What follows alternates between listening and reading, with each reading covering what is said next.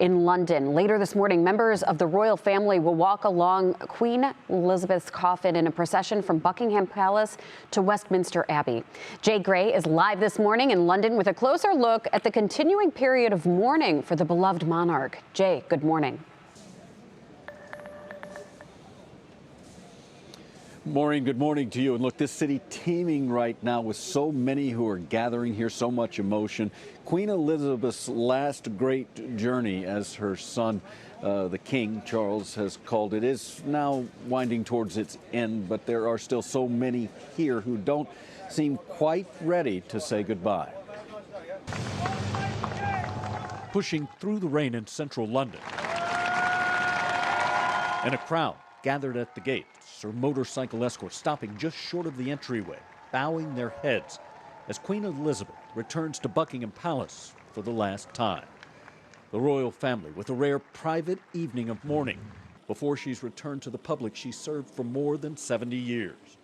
We now know King Charles, Prince William, and Prince Harry, joined by other family members, will take part in an elaborate and surely emotional procession as her coffin moves to Westminster Hall this afternoon, where the Queen will lie in state for 4 days. She's a great lady, dutiful and steadfast. Vanessa and her friend Anna are the first on cue for the public viewing. They've been in place for the better part of 2 days after predictions of a line and crowd the likes of which London has never seen. Might be miles. They said might be 7 miles. We don't know.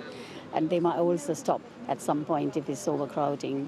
Officials say as many as 350,000 will file past the Queen's coffin, with some likely waiting 30 hours or more for just a few seconds to pay their respects.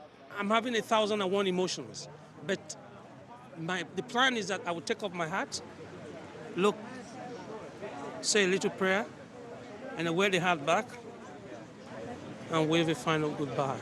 And a final thanks for a lifetime of sacrifice and service.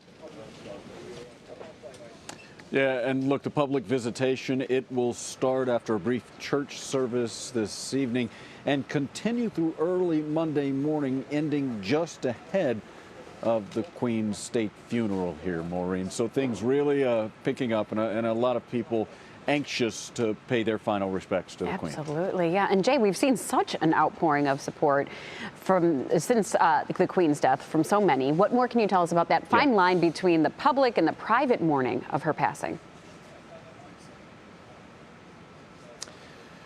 Yeah, it's a great question because she was such a public lady. She dedicated her life to serving the Commonwealth. And so it's been a very public mourning period to this point. The family got a little private time last night with the coffin.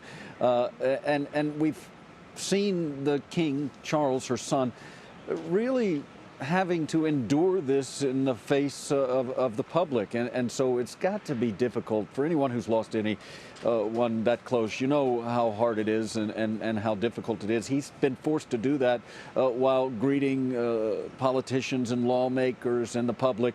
They will get their 7 days of mourning after the public mourning period ends following her funeral. So that, I assume, is when they'll have the chance to kind of let loose and really try to get through what's happened here. Right. Everybody just wants their moment. All right, Jay Gray, live for us in London. Thank you so much for the update.